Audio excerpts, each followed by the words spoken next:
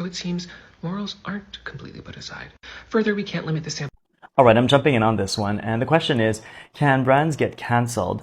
And I totally agree with what Charles is saying that, consumers do have moral standards, which actually do affect the course of the decisions that brands make. However, I want to nuance this by saying that the average consumer's memory is quite short, and that's a general statement for how we all operate. We get concerned for things for a certain period, and then we kind of forget about it, and it kind of fizzles out. And I'll give you a really good example. Let's talk about Chanel number 5 and Coco Chanel in general. And I might be burning bridges by saying this, but I mean, this is common knowledge. This is not like, a secret conspiracy theory. This is actually stuff that has been well studied and well documented. But Coco Chanel, although she was a visionary, we can't necessarily say she was the best moral person because during World War II, she actually was on the wrong side of history.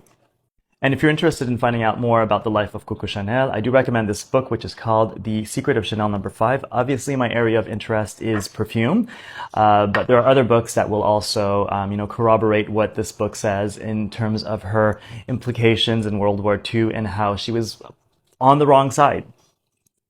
I mean, let's not beat around the bush, and it's not necessarily something that the brand Chanel is, bragging about, and they're kind of burying it for obvious reasons. But brands are really, really good at disassociating from any creator and creating like a new narrative and a new space for themselves when there's like a problem person or personality, they're able to recreate themselves and disassociate themselves. So that's probably what's going to happen with like Balenciaga. They're just going to reinvent themselves and reposition themselves. They have teams to do this. They have crisis management teams, and I believe they're going to pick themselves back up and reinvent themselves. It's happened with other brands.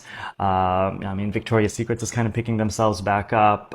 We saw it also with Abercrombie and Fitch. They're not at the same place as they were, but they have done crisis management over the years, and I think they've been able to save the brand once again. So in a nutshell, the combination of our short attention spans as well as great PR teams can kind of fix pretty much any problem. Look, we're not even hearing about Balenciaga all that much anymore.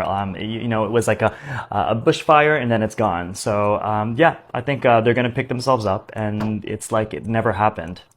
And in no time, celebrities will be wearing Balenciaga and endorsing them once again, and the wheel just keeps turning.